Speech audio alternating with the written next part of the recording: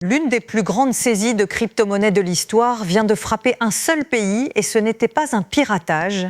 Le secrétaire au Trésor Scott Bessent affirme que les États-Unis ont saisi près d'1 milliard de dollars de crypto-monnaies liées à l'Iran, alors que Washington élargit sa campagne de pression financière. Selon les autorités, ces fonds sont liés à des réseaux qui auraient utilisé des stablecoins et d'autres actifs numériques pour déplacer de l'argent en contournant les sanctions internationales.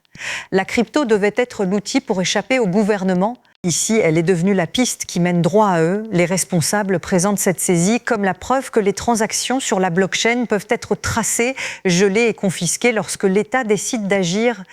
Pour le détenteur ordinaire, le message est direct. La même transparence qui protège le réseau peut aussi devenir une carte. Et alors que la campagne s'étend, ce ne sera peut-être pas la dernière saisie d'1 milliard de l'année.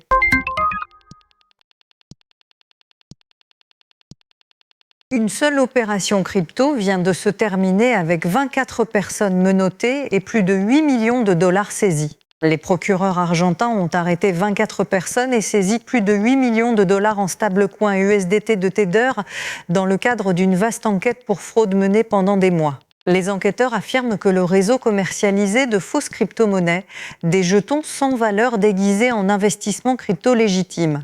Les victimes auraient été attirées par des promesses de gains faciles et garantis avant de se retrouver avec des actifs qui n'ont jamais été réels. Les stablecoins saisis ont été retracés à travers un vaste réseau de portefeuilles qui aurait servi à blanchir les profits du stratagème.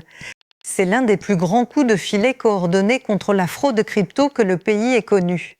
Pour quiconque poursuit un jeton trop beau pour être vrai, la leçon vient de devenir coûteuse et publique pour 24 personnes.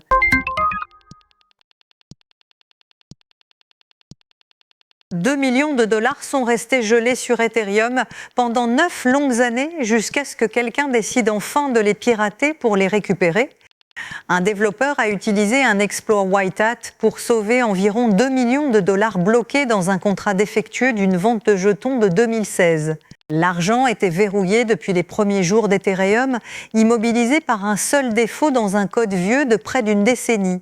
Au lieu de le voler, le développeur a utilisé le même type d'exploit qu'un voleur, mais pour rendre les fonds à leurs propriétaires légitimes. Sur 48 investisseurs éligibles, 2 ont déjà réclamé leur part, 96,5 Ether, soit près de 200 000 dollars aujourd'hui.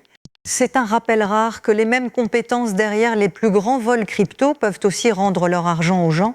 9 ans de retard, mais pour ces investisseurs, juste à temps. Abonnez-vous maintenant.